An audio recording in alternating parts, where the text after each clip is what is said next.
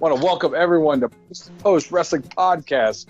I'm your guy, drummer John. I'm here with one half of the Brothers of Discussion, Will. Will, what's going on? How you doing this week, brother? Doing good, man. Doing good. Grayson says he will be back with us next week. He's still getting things sorted out from his move, so he's trying to get everything moved before they shut everything down in North Carolina, and he got it done. It's just now he's dealing with all the extra stuff that comes from moving. He bought himself a nice big house. Mm-hmm. Now I got a place to crash in North Carolina. True that. So, as we all know, the pandemic is still going on. We actually got our lockdown here in Colorado effective 6 a.m. this morning. We got stay-home orders, which, as we know, is seriously affecting our wrestling viewership. We still got some content to watch, but some companies are delivering subpar products as opposed to other companies that are still delivering and giving us some good content. I'm just thankful that we're getting content. I could sit here and bitch all we want, but the bottom line is something's better than nothing. Yeah, there's still something going on. There's still performers that are willing to make the trip to entertain us, and I thank every one of them from the bottom of my heart for making those trips and being able to go there and perform. For those who aren't, I respect your judgment and I respect your wishes, and just like management has said, they're not going to affect your push. I'm not going to talk shit about it either. Stay safe, stay healthy. That's what I've been telling everyone, and the same goes for all my favorite entertainers out there. But 100%. We do have some stuff to talk about. We got some content. We got some rumors. We got some funny shit. I mean, as long as they keep putting shit out, we'll have shit to make fun of. I mean, well, with one company especially, but still, let's kick it off. We'll talk about a little bit of AEW, who has been on fucking fire. All Delete Wrestling! Yes, AEW, ADW, any way you want to call it right now, they are firing on all cylinders. Yeah, they're still even without a crowd, they're blowing the doors off of the other promotions in terms of like content and just getting shit out there to the public. Well, they're blowing the doors off of SmackDown and Raw. Yeah. NXT is putting up a fight in that entertainment and delivering factor, but we'll get to that when we get to the AEW or the WWE part. I mean, it's still is how this show goes. Will is a big fan of AEW. I love AEW too. I'm a bigger fan of WWE, so we got our checks and balances. It's true. Me and my love of the house that Vince built has been low for years. But all things considered, fuck, it's pro wrestling. If they put on a good show and it's enjoyable, fuck it, I'll give it praise where it's due. I'm not going to hate on it the whole time. I just think as of right now, the new guys are the fresh guys, and that's what I'm liking. Yeah. I will agree with you there that Dynamite is blowing the doors off of SmackDown and Raw, because SmackDown and Raw are giving pre-recorded old content, let's okay, we'll get into that. Get there. Yeah. Okay. AEW this week, we got to see the Exalted One. This is my favorite part of AEW this week. The Exalted One, Brody Lee, doing a little vignette before he got in the ring, and it was just a direct knock at Vince McMahon. He is throwing hella shade at WWE and McMahon in particular. I mean, they did not end on good notes at all. Nope. And he is not mincing any words. For those of you who don't know, and I'm sure everyone here does, but I'll just recap it.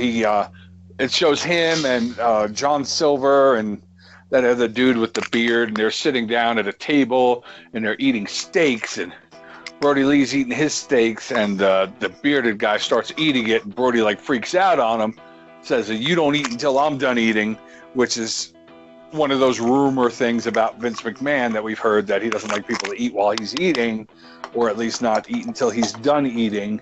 And then the other guy, John Silver, goes and sneezes, and Brody Lee kicks his ass out of there too, which is another one of those stories about Vince McMahon, that he doesn't like people to sneeze around him. He thinks of it as a sign of weakness, is the story there. So, yeah, direct knocks to him. And it's hysterical. They like, pretty much everything they're doing right now with the way he's been introduced is playing off of just how shit his exit from WWE was. How he just got pretty much blackballed for, like, what, a year? Almost. They even made mention of it during his match about how rusty he was, because he hadn't seen action in the ring in quite some time, is how they put it. Yeah. And Cody on commentary with Excalibur. With no Excalibur. It was with Shivani. That's it. Tony Schiavone and Cody. Yeah. And then Kenny did the first match while Cody was in the ring. Yeah. And then they traded off against Jimmy Havoc. Yeah. And then they did co-commentary after Kenny's match. Gotcha. Yeah. But that was, well, we knew it was going to be a squash. You just kind of saw it coming. But they also did a pretty good job of making QT look good. Yeah. And also, you know, whether or not, you know, the amount of ring rust they were talking about in story is the same as, you know, actual ring rust, because I'm sure he's been doing conditioning and working out. Oh, I thought he looked great. I'm not taking anything away from the fact that they were talking about it made me think they're throwing more shade about him not seeing ring, action. Yeah, but he definitely looked good in the ring. He made QT look good, and QT made him look even better. It was for what it was a good match, even though it was a quick, like, basically, all right, you're gonna do the job, QT. We're gonna make it like a semi squash. It wasn't like full blown, like, old school Goldberg squash. It was no, not at all.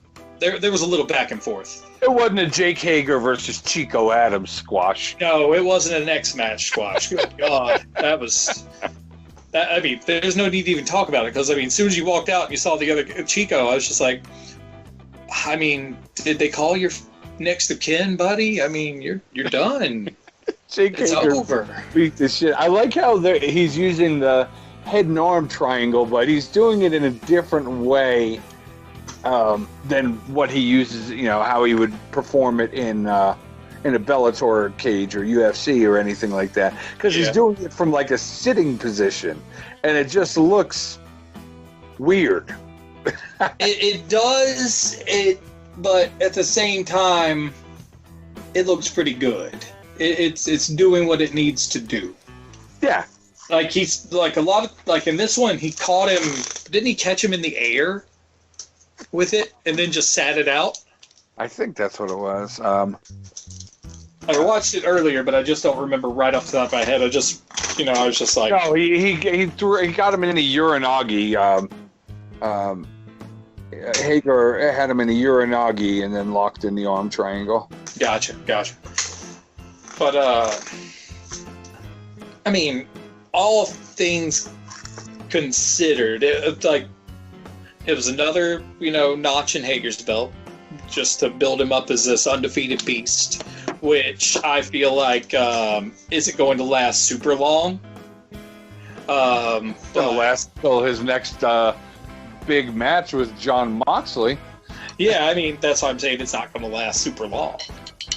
Yeah, because they're building it. Well, we don't know when the Moxley-Hager match is going to take place. Because we don't know when the next big pay-per-view is going to be. We don't know. That's the big thing. Mox walked out right behind Hager while he was, gloating about his win and talking shit about Mox to the camera. Mm-hmm. Mox rolled up and cold-cocked him a couple, then Paradigm shifted him, but... He got up quick from that, though. He did. He no-sold it. And then turned it into an ankle lock, but Mox showed some wherewithal and rolled into it and rolled out. And so, I mean, I think it's when they do meet in the ring, it's going to be a pretty even match. Mm-hmm. Both of them can brawl, and both of them can work the mat too. So it's going to be something else. Yeah, that'll be a good one. That'll be, you know, two big guys just getting it on. Yeah, but let's circle back to Brody Lee for a second, since we're talking about all that shade being thrown at McMahon. I wonder if their Exalted One character is just going to be more or less a thinly veiled caricature of Vince McMahon the whole time. Well, that's what it is so far. It's definitely taken a step away from the Dark Order as we've known it to be. Yeah. This character, and I don't know how I feel about like we haven't seen him with Evil Uno and Stu Grayson like together other than that first night. So I'm wondering how that dynamic is going to be, because the Dark Order, the tag team, Evil Uno and Stu Grayson, are fucking awesome. Mm-hmm. And I think they're better than this taking digs at Vince McMahon's storyline. That's like the way they did it this week. I like that. They had the Exalted One. He had those two minions in there with the deal of knocking on Vince. He brought another minion out there after the match with QT Marshall and threw a mask on QT Marshall. Mm-hmm. But there was no Grayson. There was no Evil Uno. So I'm hoping that they kind of separate them a little bit and let Stu Grayson and Evil Uno, you know, go after some championship gold, go after the tag titles, you know, not have them as just the Exalted One's puppets. Yeah, I think they're a little higher up in the chain than to just be the puppets. They're still going to be like the Exalted One's minions, but they're not going to be whipping boys like the rest of them. And I hope not. We can have Reynolds and Silver and do whatever the hell he wants with them. But my question is, what happened to all the other ones they used to have? Because I remember when the Dark Order used to come to the ring, it was like 6 or 7 of them carrying them out there. Yeah, they can't have more than 10 people at a time. I mean, even before this, even before.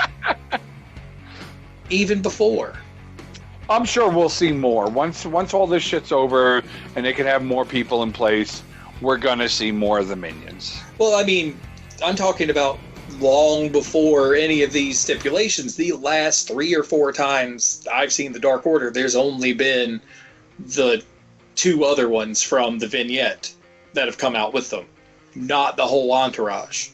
Mm. So I'm just like, where'd they go?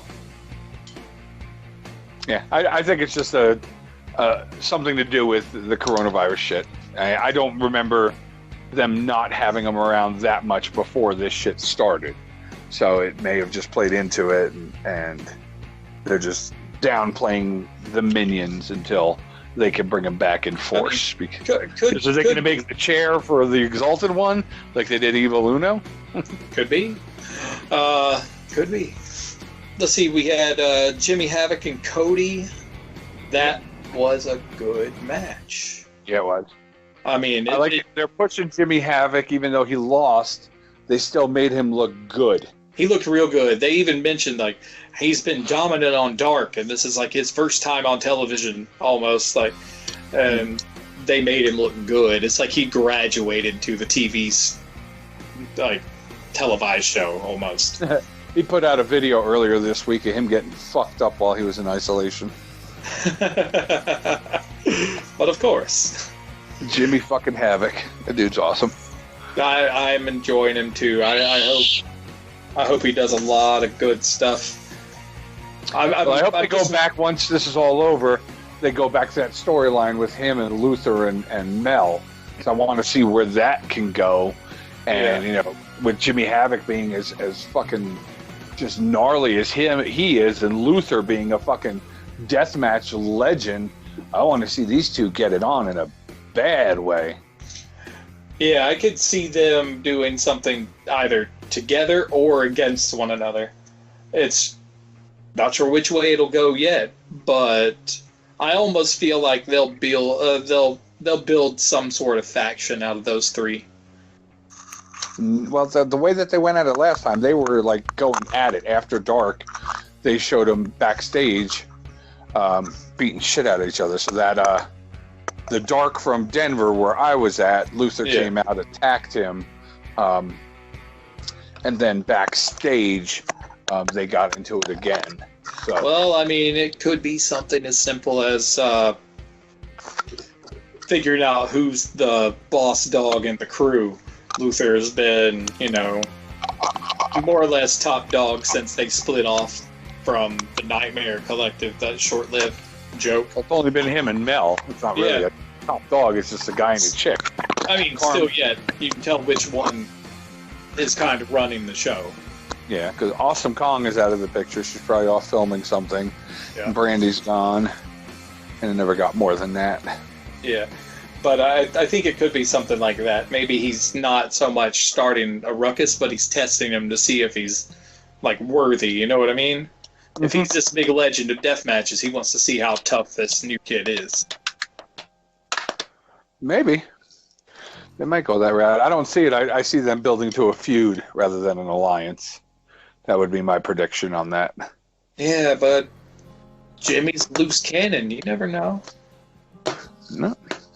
You do not. That's my take on where that one is going. I see that being a feud rather than a alliance.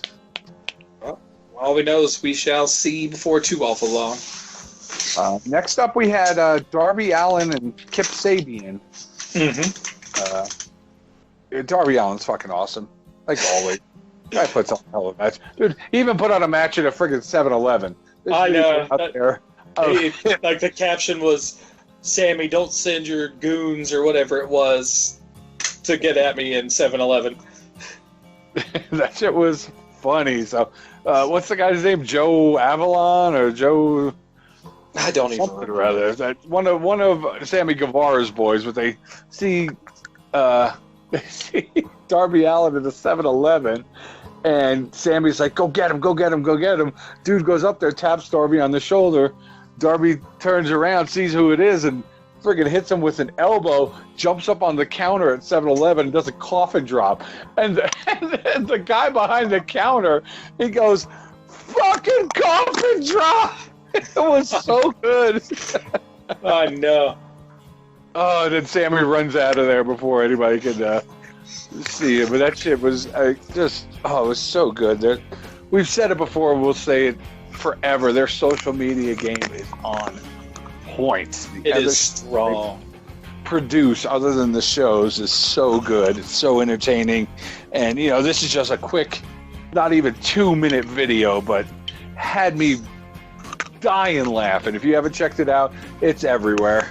Mm-hmm. I saw it only moments before we started recording, and I was just like, that's pretty funny. I enjoyed it thoroughly. Let's see. Allen's got a new finisher he's been using lately. I know. Supper. Yeah, the Last Supper. It's like a quasi submission hold and pin combo. Yep. It's super nice. Super nice. I like it. At first, I was like, is he going for a Scorpion Deathlock? And then it turned into this more Figure 4-esque looking hold, and then it combined with like a small package almost. Only it was out of nowhere. Like, I did not expect that, and then boom, there it was. It was real interesting. That could be, super decisive, and if they play it right, it could go along with the way that Jericho says a good finisher should be. Something that you can just kind of, it doesn't need a lot of productive setup. It's just like, boom, you can hit it. And it works when the story needs it to. It doesn't have to have all of this stuff go exactly the way it needs to for it to happen. Mm-hmm. I'm wondering if he's putting that in his repertoire because he's already been injured like twice since he's been in AEW, and he knows his wrestling career is not going to be long. He's said this before. He's trying, that's why he goes as hard as he does, because he wants to be as entertaining as he can for as long as he can, but he knows it's not going to be long career longevity. So I'm wondering if he is not doing as many coffin drops and now has something else to fall back on for when he's not feeling as good, when he's, got got some nagging injury from something prior or whatever. Yeah, it could be. It could be definitely a fallback in case, just something to lighten the workload for him so he doesn't truly burn out way earlier than he expects. Yeah. Hopefully, because I'd hate to see him burn out too quick and injure himself really, really bad. Yeah. Be no good. No good. Let's see. Let's swing back around to Hager real quick and Mox. And we saw right after their match that Mox basically threw down the challenge real subtly that Hager's next in line for the belt. Yep. That's the next feud we're going to see over the title, but when we're going to see it, we don't know. I'm hoping they're going to... Well, this would make sense not to save it for a pay-per-view, just because Hager's great. Hager's undefeated. They're pumping up his MMA career, all that stuff, but he's not on that Jericho level. He's not on that he's Kenny Omega level. I think, honestly, no one in the inner circle but Jericho is going to hold, as they're starting to call it now, Big Platinum. Yeah. I do kind of like that name. It works. But no one but Jericho, because if anyone else in the inner circle held it other than Jericho, I guarantee you they would play up his jealousy angle super hard, and next thing you know, that person wouldn't be in the inner circle anymore. Or they'd break up the inner circle. They'd have an inner circle civil war. Or something like that. I could absolutely see that. That, and personally, like in the grand scheme of things, Hager's not in the title picture at all. He's not a main eventer. This is just a feud with some stakes. Yeah, and it's something that would fit into their current programming, filling the time kind of thing. Yeah. I would like to see, and we haven't seen it hinted at or anything like that, but the Exalted One, Brody Lee, going after Mox's belt. It'll happen. They're I think if they do it right, they're going to play their cards, and they're going to hold off on any big, like, title style pushes for the Exalted One just yet, because they've seen how WWE's fucked up with similar characters, such as, Bray when he was the Wyatt family, and then now where, personally, I think they fucked up when they gave The Fiend a belt. So... I think they fucked up by taking the belt away from The Fiend. I don't think they fucked up by giving it to him, but taking it off him to give it to Goldberg, to give it to Roman Reigns, is just fucking weak booking. I just think they double fucked up, period. The Fiend was so over, he didn't need a belt yet.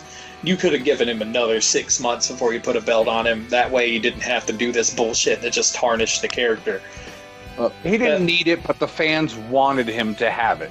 And the longer that he was going to go without getting a title match or getting a shot at the belt or getting the belt was just going to piss people off. It's one of those things where us keyboard jockeys, we love to bitch about everything, good, bad, or indifferent. This is a perfect example of a no-win situation.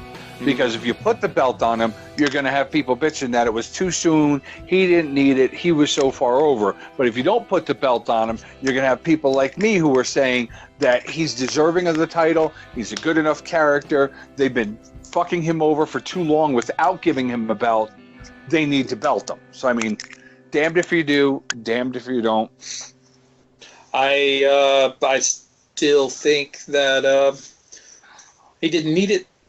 They didn't, and they would have done better if, in the long run, if they had held off. It would have still been a no-win, but it would have been a less of a loss. Does that make sense? I don't mind the win. I mind the loss. I mind losing to Goldberg. I see, and you wouldn't have had that happen, and so it wouldn't have tarnished the character as badly as if he just had a longer wait to get a belt. You still make him dominant, but you just write it in to where he just gets kind of dicked around, and it builds the feud more. But we all know WWE can't write. I mean, it's a bunch of monkeys with typewriters over there, and they haven't written Shakespeare yet. There's just not enough of them. one day maybe they'll hit it off. But as of right now, we're getting like daytime soap opera. And so, I didn't mind him getting the belt. I hated the way he lost the belt. I see what you're saying, but I don't agree because I thought it was time for him to be belted as the Fiend. I thought he was overdue and it needed to be done. But I mean, we can go back and forth on this all night. It needed to be done, but not right then. But back to AEW. So this is hold on. This is how we make WWE significant in our conversations, by dipping into it during AEW. Exactly. WWE is such a joke right now. It's so sad. We'll talk about the train wreck in a minute. It's too easy to joke about. It's so I know. easy. It's like I want to bring more humor into it all, but they make it so easy. It's fucking Bush League now to make fun of them, and I hate doing it, but I gotta do it because. But I mean, the reason that it's so easy to talk about during AEW is, let's be honest here, a lot of the AEW talent is former WWE. But what regardless of how they were booked in WWE or how they're being booked in AEW, it's just easy to take the conversation from one to the other when we're talking about wrestlers who've been in both organizations. Mm-hmm. Now, this next match, we should not talk about WWE at all. Yes. Because we had the AAA Mega Championship for the first time ever being defended on AEW TV. Current champion Kenny Omega versus Sammy the Spanish God Guevara. The main thing to come out of this match, other than it being actually surprisingly good, I loved it, was Brandy's facial reaction when he started tonguing that bad picture of her. That shit was so funny. Oh my God. That look of disgust spoke volumes. So, I mean, where are they going with that? Are they going to set up a Cody Sammy feud? I mean, that was the first ever match on AEW. No, it's going to be a Brandy Sammy feud. It's going to be an intergender match, and she's going to dog the shit out of him. I don't see it. I see her using QT or Dustin, since she's their manager. Humiliate the shit out of him. Let her do it. But that shit was so funny. Oh my God. It was a great match. A lot of, near falls and finisher reversals, and it was a really, really good match. Loads of finisher reversals, but it didn't go over the top like many of Kenny's matches in Japan. Mm-hmm. That's the one problem with a lot of the wrestlers that came out of that Japanese system, is there's way too much finisher kickouts. Finisher's supposed to fucking finish the job. It's in the damn name. Oh, yeah. How many V-triggers did he fucking hit? Well, V-trigger's not even a finisher. It's a damn setup, and he hit like 1 million of them. And every one of Kenny's matches where it's a big match. Used to be a finisher, though. I don't remember it being one of his finishers. I just remember it always being a setup for the One-Winged Angel. It was a finisher earlier, and then Seth Rollins started stealing it when he had to get rid of the stomp. Yeah. To use as his finisher also. And Omega actually made a comment about Seth stealing his move and, imitation and most sincere form of flattery and blah, blah, blah. Yeah.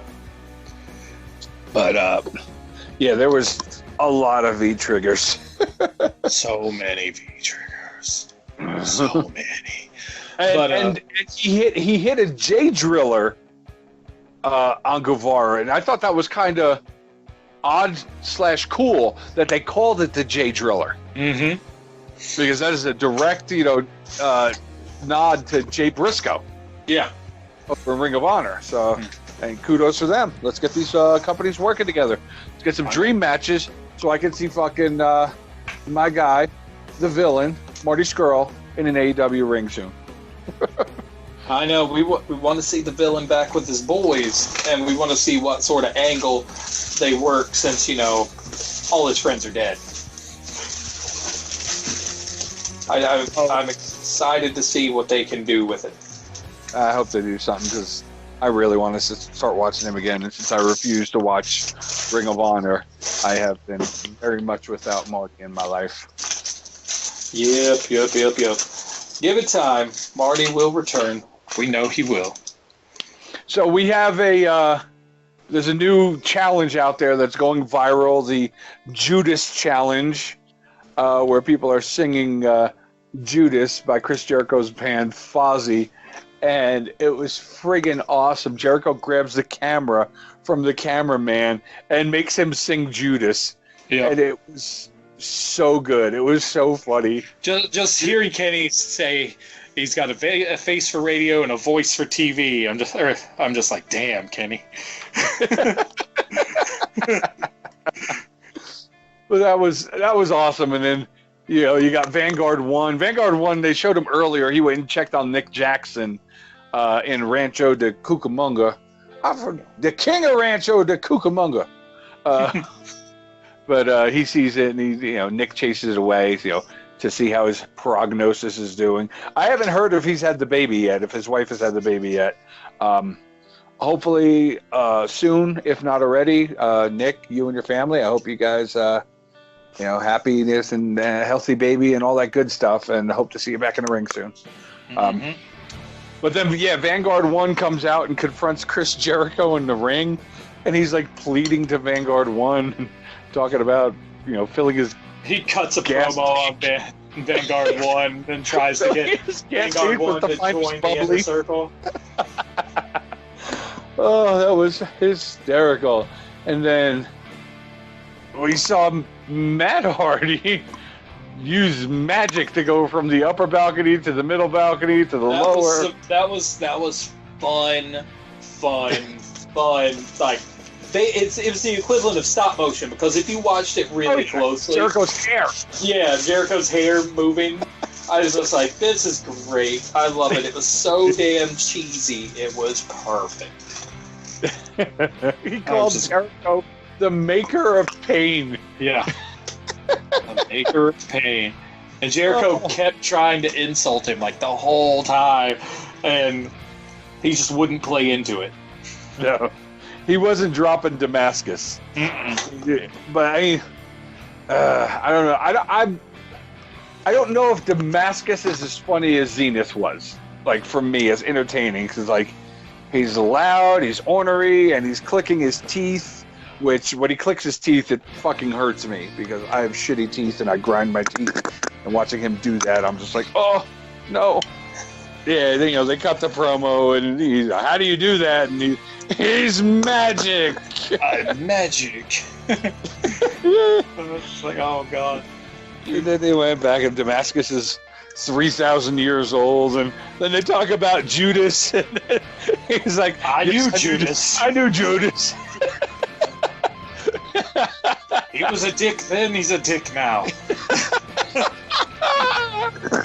Oh, and then he brings back his song, that catchphrase, delete, obsolete, whatever the hell it was.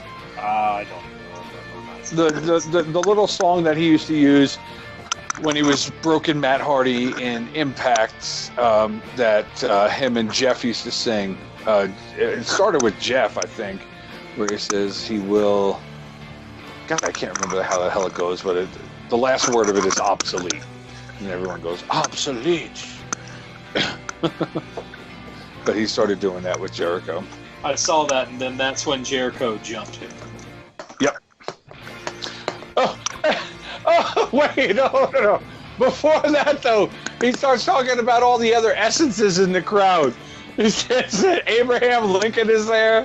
He says that Martin Luther King is there, and he still has a dream. Yes. It was killing me. He's a damn mess. I love it. That shit was funny. It was entertaining, but Jericho slaps him, and they slap back, and Sammy Guevara attacks, and then Cody and Omega run in and hit him with chairs, and then Matt makes the fire from the stage go up, and it's scaring them and shit. Yeah. They're playing up the magic gimmick angle pretty good. I mean, it's like a throwback to when I was a kid and all the weird shit happened in wrestling, all that gimmick shit from way back then. I was just like, this is grand. Keep it up. It was an entertaining week for AEW. The ratings went down, and I know Wes out there in La La Land likes to talk about them ratings. The ratings went down for AEW this week, still beat NXT, but for those people who aren't watching, you're fucking missing out. For those people who used to watch and aren't watching now, you're missing out on the best wrestling program that there is out there right now. It's super good. Yeah, it's good. And NXT is a close second. Absolutely a close second. But, yeah, AEW is they're still delivering content. They're pre-recording content in case the worst happens, where they just, go on lockdown or whatever. Because apparently the county that the Performance Center is in Orlando is on lockdown starting this weekend or some shit like that. So how the hell they're going to pull off WrestleMania if they haven't already recorded all the matches? Because apparently they had like a super long day of recording on like Monday or over the weekend or some shit like that. They had one day where they were just recording content all day long. So, and then AEW recorded a lot of content. If you look at the dark matches from last week, some of them were during the daytime, some of them were pitch black outside. And you could see because it's an open air arena, so you had a long day. No doubt. Good shit from AEW. Thank you. Yes. Oh, shit. Oh, shit. Roman Reigns off WrestleMania card after refusing to travel. Oh, boy. This just broke on the Bleacher report because he's refusing to travel due to his compromised immune system. He doesn't feel comfortable making the trip to Orlando because of his bouts with cancer and leukemia. That's perfectly acceptable. So he's going to be replaced in the match. But of Not course. sure who yet, because that's the match that was rumored for night one of WrestleMania. The main event was either going to be Becky and Shayna or Reigns and the Goldberg. It looks like night two is going to be a lock with Drew McIntyre and Brock Lesnar. They're not even talking about that match. Yeah. Pretty sure that's going to be the main event. But anything else AEW before we, jump in feet first to WWE? Since looks like we've already dipped a toe in. SmackDown. Joke City. Yeah. We said it last time. I'll say it again because I'm a big fan of WWE, the programming. Get on the fucking ball. Start looking at AEW. See what they're doing. Run your show like nothing is going on. Because showing us a match from 2015 WrestleMania is I didn't want to watch it. That was some dumb fucking shit. I was just like, what? When you told me that, I was like, no.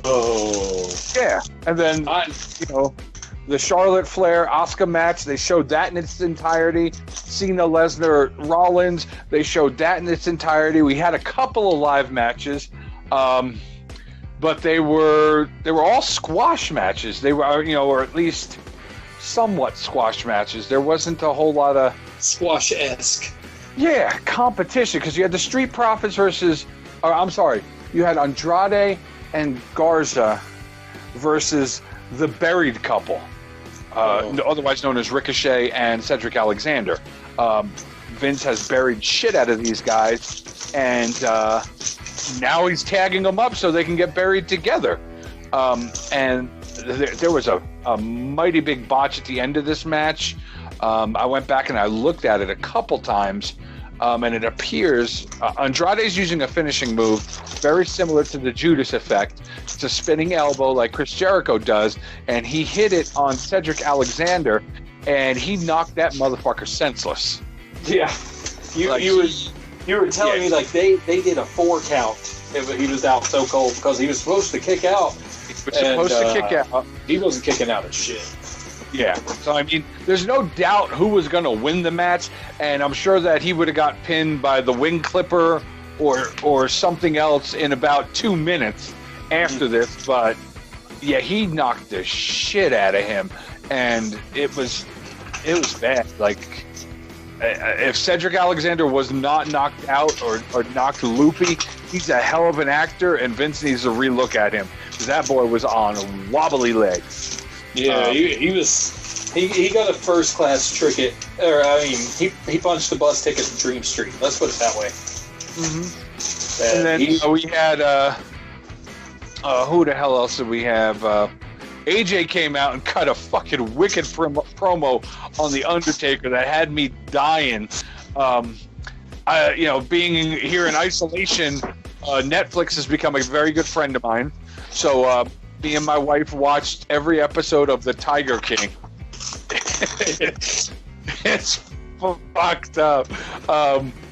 Super entertaining, though. Oh, yeah. If you want some more backstory on the Tiger King, other than, what they've aired on television, go look up some Joe Last Exotic. Podcast on the Left Side Stories episodes about Joe Exotic. Yeah. From last year, early this year. They will pretty much tell you everything you need to know, because that dude was a damn trip. Yeah, he was. And super murder man. The reason that I bring it up, that AJ is cutting a promo on The Undertaker, and he's been bringing in Michelle McCool into it, constantly talking about how she's this and she's that, and she's basically ruining The Undertaker's legacy. And at one point, she shows a video of The Undertaker and Michelle McCool in a pool with a fucking lion cub. And it's filmed. You said a tiger. It's a tiger cub, and it's produced by and given permission by one of the wives of Doc Antilles, who was on the Tiger King. Her name was Machka or Rusev Machka or some shit like that. But I just saw that and I'm like, oh hell no!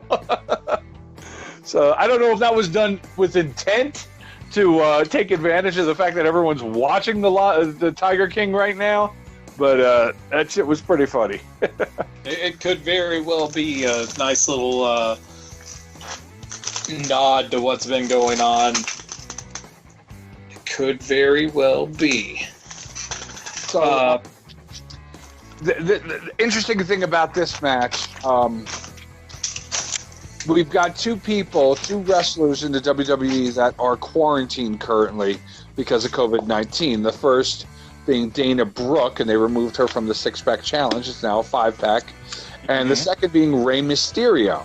Now, which surprised me, but at the same time, I mean, where's he hailing from now? Is he still out of California?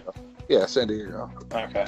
That's probably the big reason why, because they've got that stay-at-home order there, too. No, he's quarantined. Oh, quarantine. Yeah, they are both quarantined, both of them. Due to, possible exposure? Exactly. Yeah. So real quarantine, not the... Yeah, they are quarantined. But apparently the original game plan was to see another Rey Mysterio Andrade match at WrestleMania for the U.S. title, but because Rey had to pull out, they are now building this tag match of the Street Profits versus Zelina Vega's boys for the belt.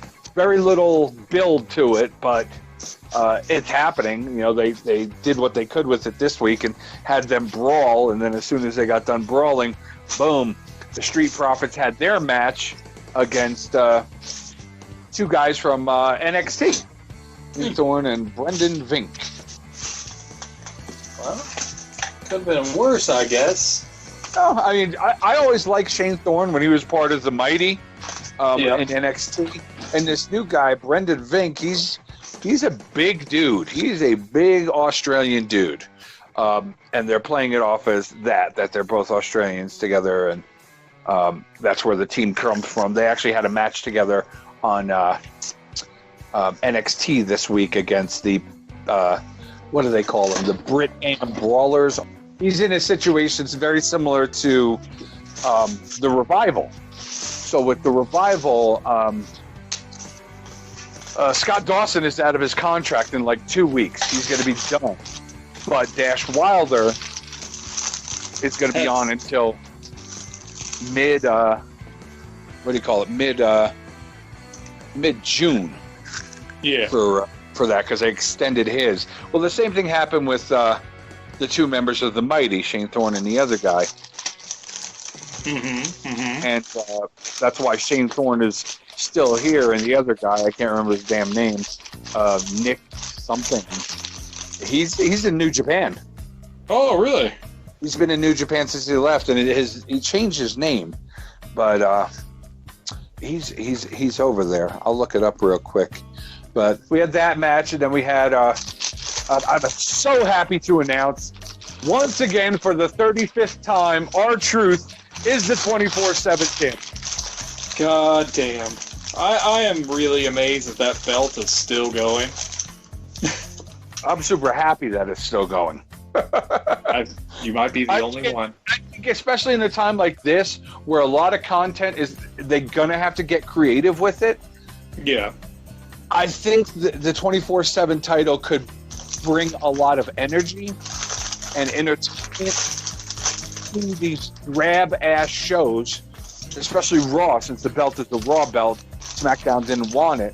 But, have funny, goofy matches. Have them going to the supermarket to get groceries during this time, and, have them do that. Or... who the hell was it? Joey Janela had a social distancing match against... That was funny. Oh, my God. A social distancing match. I thought that was... First ever social distancing match. It was great. They were just pretty much reacting to all the holds from 6 feet away in the ring, and it was choice. Nick Miller was the guy's name. The other guy in the Mighty, or TM61. And he is... Okay, because I know he went to New Japan. So after that, what did we see? That brought us to hour 3. We saw a build-up for Shayna Baszler and The Man. Mm-hmm. Then we saw Aleister Black beat the shit out of some guy named Leon Ruff.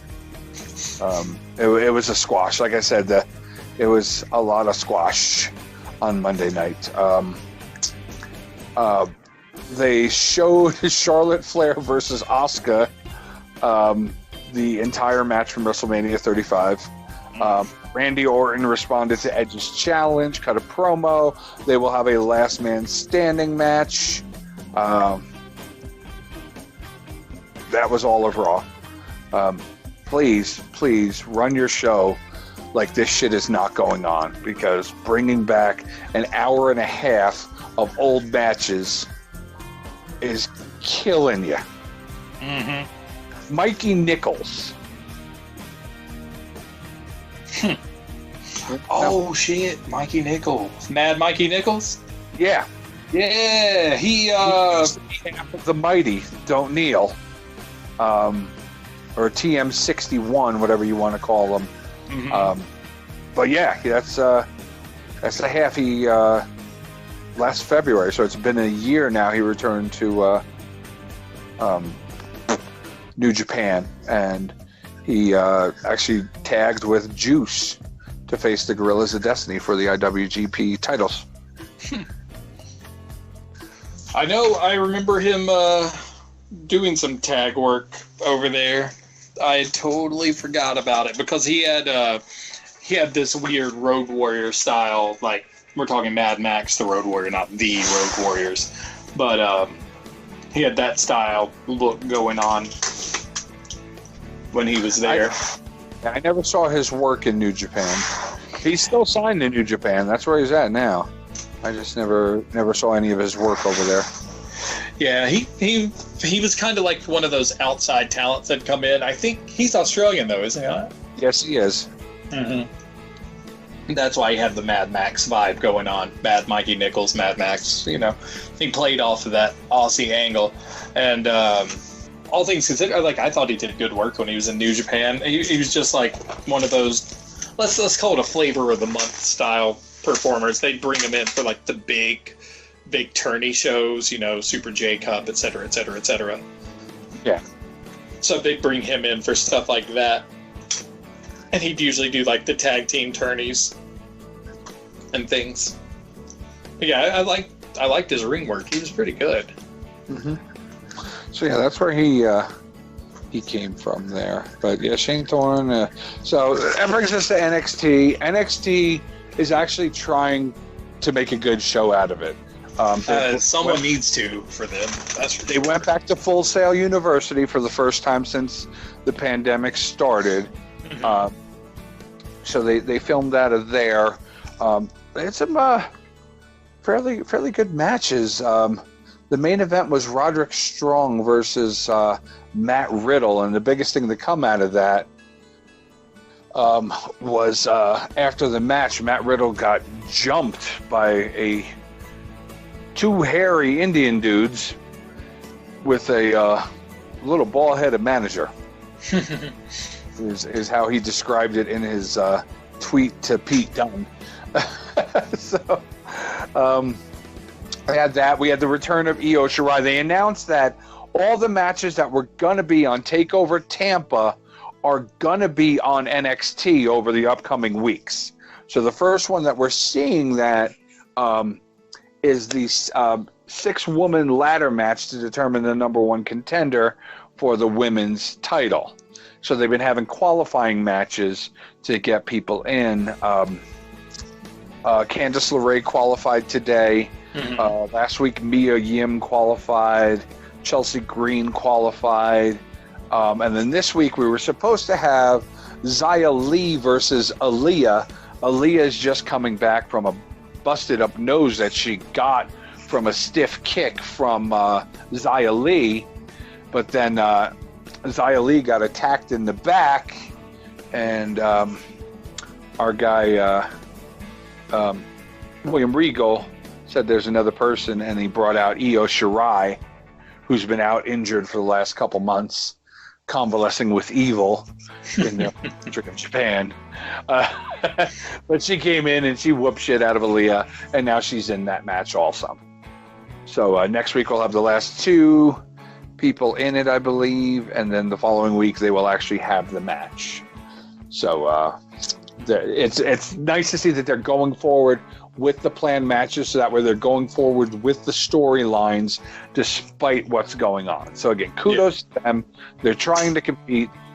Triple H, you need to tell Vinnie Mac that he has got to step it up. He's got to follow your lead, because you're crushing it with NXT. Although the ratings don't show it, you're delivering the best WWE content out there right now. He's gonna be like this. No, Paul. No. We gotta do this. We gotta. What they want to see is they want to see classics from past. One good thing that they're doing, that NXT did this week, they were actually focusing on the dialogue that the wrestlers were saying in the ring. They weren't. They had the ring mics for once. With their moves. Like the first match, Austin Theory versus Tyler Breeze. Austin Theory comes out with a cell phone in the back of his tights. And, because Tyler Breeze called him a flash in the pan or something like that, and he took offense to it. But, like, during the match, they were talking shit to each other. Austin Theory was like, I'm not a flash in the pan. He kept repeating it like a madman. And I'm like, this is cool. We don't get to see this. We don't get to hear this normally in matches, that they were focusing on the script that they're saying in the ring, and it was his own arrogance that got him hit with a glamour shot and knocked the frick out. But it was an entertaining match watching them do that and talk like that. So it was pretty cool. They're setting up Adam Cole and Velveteen Dream. Adam Cole was on vacation this week. They talked about Johnny Gargano and Tommaso Ciampa, and I guess what's his face is going to talk to them. Triple H is going to talk to him or some shit like that. About what? About their behavior as of late, because they tore up the Performance Center. Oh, did they? Oh man, the last night that they did it at the Performance Center, they went through the whole Performance Center. Johnny Gargano wound up putting Tommaso Ciampa through a glass door, and they just destroyed shit. It was pretty cool. Killian Dane beat up some dude named Tahuti Miles, ex-military guy with tours in Afghanistan. They talked about his football career. Dane, it was a good match. It wasn't a squash. They went back and forth. This Miles guy, very arrogant, young wrestler, very quick, was using that against the quick guy versus the big guy angle. But Killian Dane wound up hitting him, and pinning him with a Vader bomb. Oh, a Vader bomb. Yeah. It's been a while since a Vader bomb's been a valid finisher. Oh, yeah. Well, Killian Dane's big enough to do it. Some of his videos that him and Nikki Cross have been putting out on social media during this isolation thing are some of the funniest pieces of just, social media stuff out there. If you have a chance to take a look at any of them, like they're working, like one day Killian Dane has the camera and he's filming Nikki Cross like dancing and singing to a song while she's working out, and he's like, "Oh, that's a hell of a warm-up you got there," and stuff like that. And later in the day, she's filming him while he's working out, and she's like commenting about his butt, and she's like, "Oh," he's doing like bent over rows, and she's like, "Oh, look at that." It's just funny. It was really cute to see a different side of both of them. At home and everything. Now, that's one of the few things that when WWE does it tactfully, they do well. The slice of lifestyle shit. I don't think that WWE had anything to do with that, though. If they're airing it, they've got some small hand in it. It's on their personal pages. Is it on their personal pages? Well, never mind then. I was gonna give WWE credit for that because really, like if they don't try to church it up too much, they do a good job at that sort of thing. Yeah, well, we're seeing a lot of right now we're seeing a lot of bikini photos going on. Chelsea Green, Deonna Purrazzo, Mandy Rose, all these female wrestlers. That's how they're passing their time on social media, is putting up bikini pictures. Well, don't get me wrong, they're nice. I've seen every one of them a couple times. I'm sure you have. But I like this personal feel better because it reminds me of AEW's social media game, where we see Marco Stunt and Sammy Guevara, palling around after hours and stuff, breaking character and being who they are. This was an example of WWE superstars doing that on their own. I enjoyed it. I thought it was really cool. And Nikki Cross is adorable. Good stuff. Cameron Grimes versus Tony Nese. So Cameron Grimes, he's a product of the Hardy Boys. Trained with them in North Carolina. Used to watch him a lot in Impact. But his finisher is just friggin' awesome. They call him the Carolina Caveman, and his finishing move is called the Cave In, where he jumps up in the air, kind of like Kofi Kingston does. He jumps up in the air and just slams you down to the mat with his feet. And I just love watching him do that. God damn, that's gotta not feel too good when you hit the ground with that dude stomping your chest. I would wager not. Super athletic of him getting up there. And being able to do that. I'm not a big fan of Cameron Grimes. Like, he's very, as Bobby the Brain Heenan used to say, he's very much a ham and egger. Yeah. But his finishing maneuver I enjoy. A ham and egger. I already talked about Aaliyah and Io Shirai. Io Shirai for the win. Keith Lee comes out and cuts a promo because last week he was attacked by Damian Priest. Dominic Dijakovic came in for the save. He was holding the belt when he helped Keith Lee up, and Keith Lee got his ass. So he was going to apologize to Dominik Dijakovic, and Dijakovic comes out and he says, I don't give a shit about your apology. The only thing he cares about is the North American Championship. He has respect for Keith Lee, and he wouldn't attack him from behind. And then Damian Priest comes out saying the same thing. He wants the belt. And then these three wind up going at it. They're just, kicking shit at each other. So it's probably setting up for a triple threat match for the North American belt during their takeover bit that's coming up in a couple weeks. Mm-hmm. Oney Lorcan and Danny Burch versus Shane Thorne and Brendan Vink. I talked about this a little bit earlier. Shane Thorne and Vink took the loss to the Brit Am Brawlers, who I just think they're ham and eggers too. I think they're boring. I think they could do more with Shane Thorne and Brendan Vink than they could do with two bald-headed brawling guys who wear black tights. Yeah. I just, to me, they're boring. Sorry. I know Oni was big on the independents as Buff Bistic or Bistic or whatever the hell his name was. Mm-hmm. I never saw any of his indie work, so I don't know that body. I only know what I know of him from NXT and NXT UK. And I'm just not sold on it. I can't get over on these guys. Can't get over them. Not gonna get over on everybody, that's for sure. And like some of those guys, I'm just like, it's some of the same old retreaded gimmicks, and I'm just like,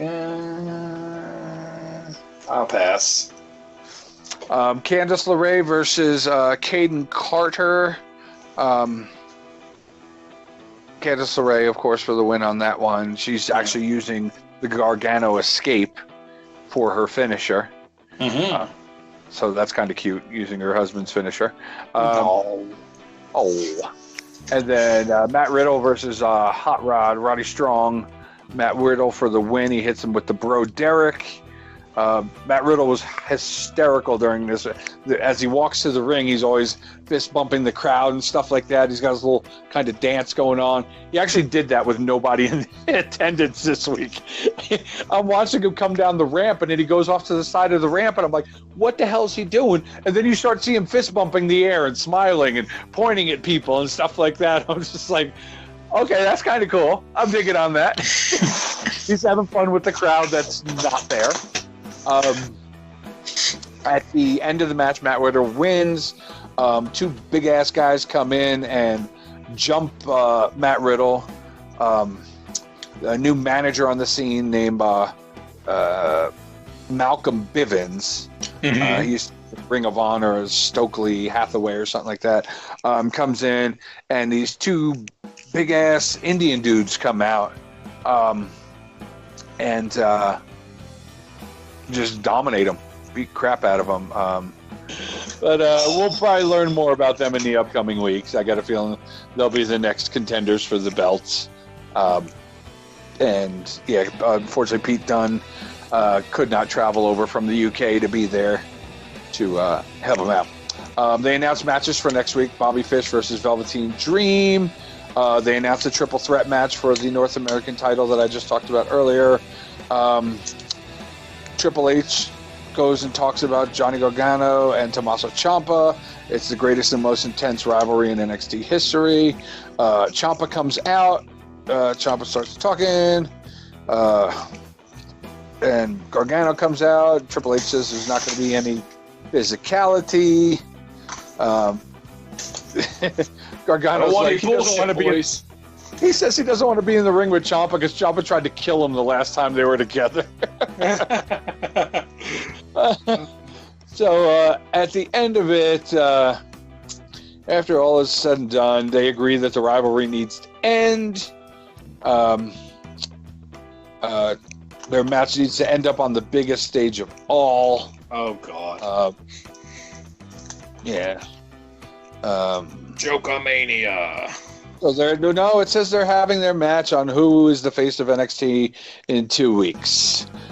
Saying that the place isn't big enough for both of them. So one of them will be leaving and moving up. And then they showed Yeah. With the way the content is right now, yeah, you're pretty freaking accurate. I mean, hell, for me, it's been like that for a long time. That's why all those big talents started going back down to NXT, in my opinion. Well, then they need to put Ricochet back down instead of burying his ass. Yeah, Ricochet just needs to go talent. back to fucking New Japan and the Indies. He was so much better there. Yeah, he's too good to be buried. Too freaking good. But Vinnie Mac doesn't like the gymnasts. He likes the big buff guys. Yeah, he's going back on himself again. And then we saw at the end of the show, we saw a video package with like strange stuff and TikTok. And in the video package, you could see the side of Killer Cross's face. You can tell it's him. You could tell, the eyebrow ring and stuff. They don't say a name or anything. But we see something. So Killer Cross is going to be debuting soon on NXT. It looks like what that weird stuff that we've been seeing on SmackDown is going to be for somebody else. Fair enough. That's your WWE rundown. I don't think there's anything else WWE. I mean, no, because you covered basically everything, because you are our go-to WWE source. Yeah, my brother coming in second and me coming in a distant third. I'll take the bronze on that any day, because I think they put out a subpar product. Because there is one last WWE thing I want to talk about. Yes. Sunny, Tammy Lynn Sitch is fresh out of prison, and she is running a coronavirus special selling not suitable for work photos. Jesus Christ. You can get her premium Snapchat at totallysunny1@gmail.com for all. You can email her for all the details. She's selling nude pictures. She just got out of jail for a DUI, and now she's selling naked pictures of herself. She's got to pay off them port costs, man. And have you seen what she looks like lately? Oh, like she got hit by a truck, yeah. Oh, you can still see the pretty is there, but it's like 3 of the original Sunnies, like when she managed the Road Warriors. Sunny, yeah. It's like 3 of them put together. She's put on some pounds. I was hoping that her year in prison would help, but looking at this picture of her today, it helped a little bit. Not gonna lie, she looks smaller, but than the video that she did last year, or the year before, whatever it was, the Sunny Side Up or whatever it's called. Yeah, I mean, who knows?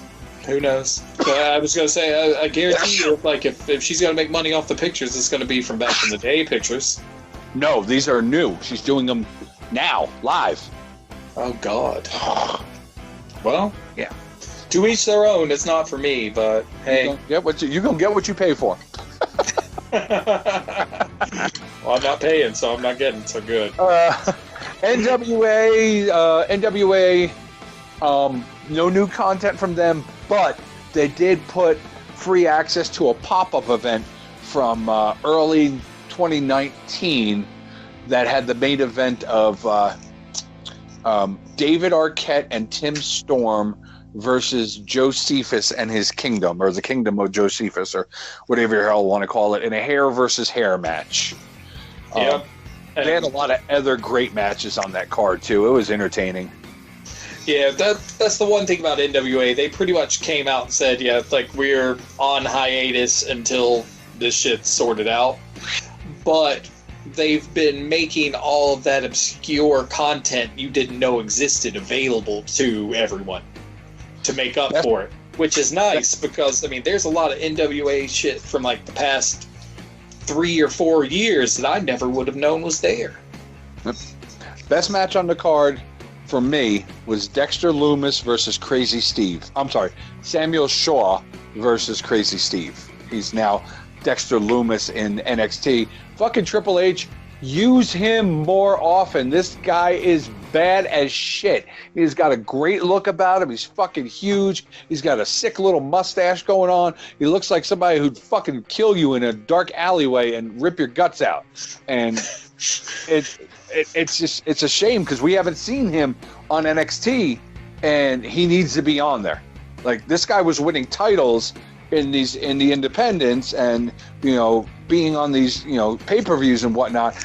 And he's buried in friggin' in NXT.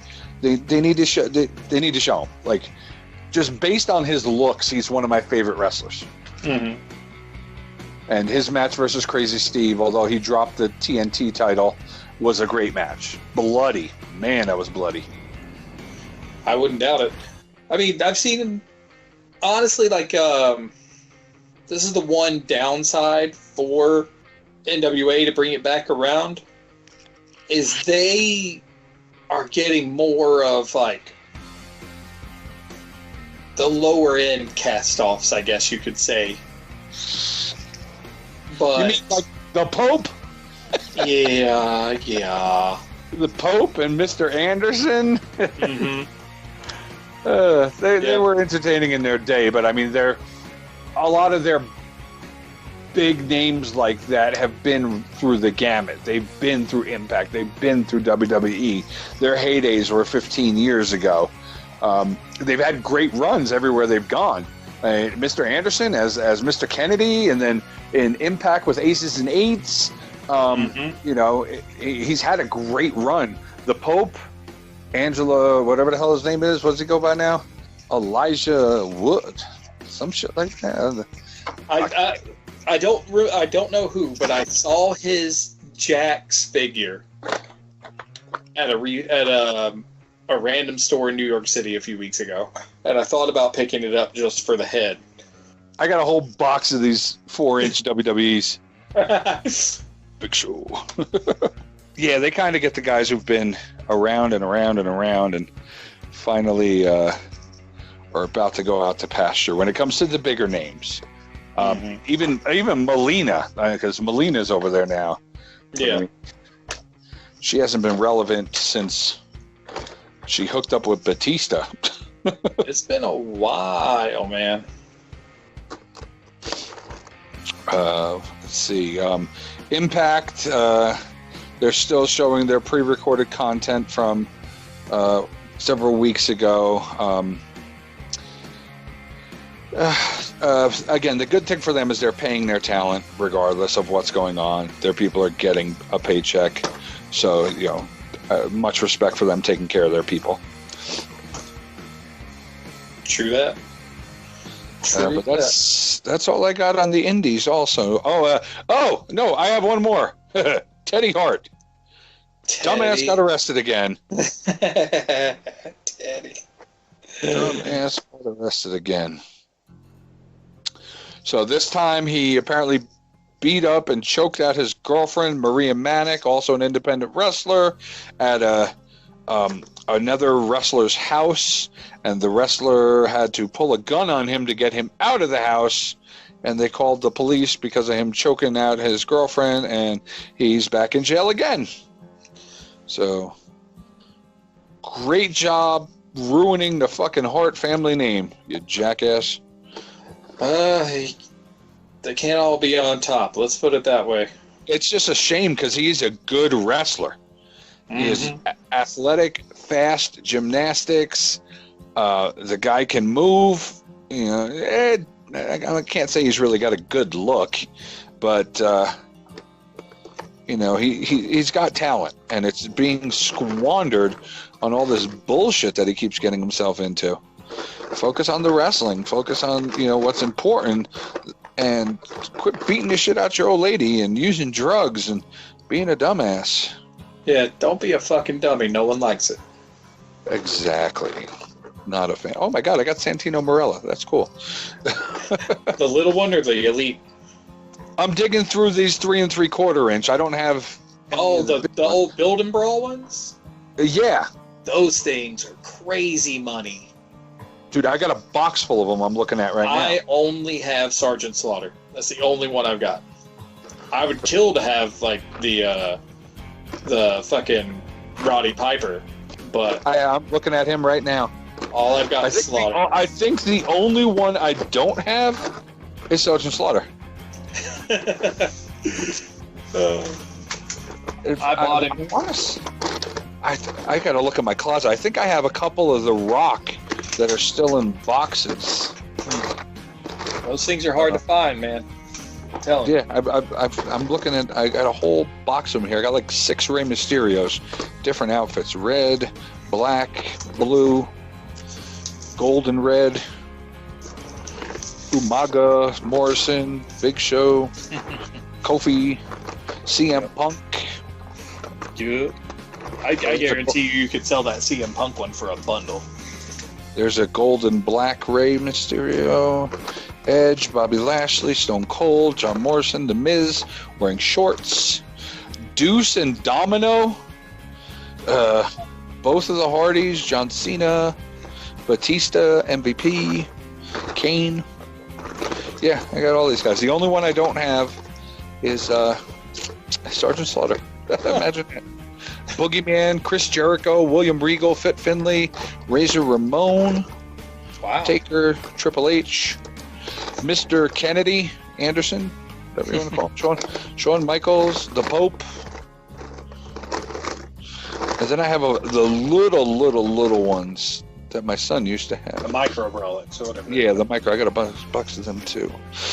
Man, with the just sheer lack of any like heavy duty content coming out right now, I can't think of anything else. I mean, we'd have to find like access to a lot more obscure stuff, but even like the indies and stuff aren't really putting anything out.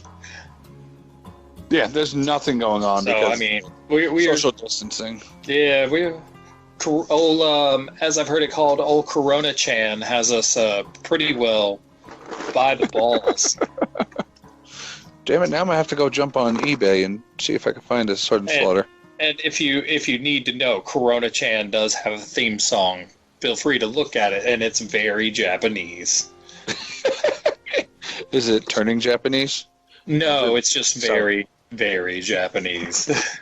All right. Want to thank everyone for listening. This is Post to Post Wrestling Podcast.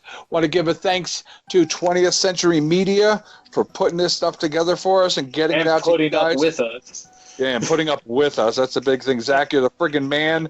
Watch Zach's videos on Facebook. He's playing guitar and singing, and he's pretty awesome. Because he is a humble man. He is a humble man. I think he's even on Twitch. He's playing some Animal Crossing. Watch him play Animal Crossing. It's fun times. Thanks again for everything you do for us here. Thanks for listening.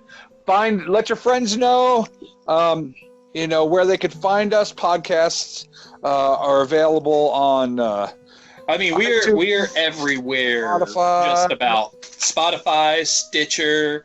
We're on iTunes. We're on Google Podcasts. Stitcher, and Timbuktu. If it rhymes, we're probably there, but I'm not 100%. Yeah, so let your friends know. This annoying ass fuck. I should have drank tonight during this podcast. We both really should have. I'm not driving. There's nobody out. So I should have got drunk. I apologize. I'll get drunk next week, guys. Okie dokie. All right, you guys have a great week. Tune in, watch wrestling. Let people know, Post to Post Wrestling. We'll talk to you guys next week. Will, it's been a pleasure. Later, As guys. always, man. See ya. Peace.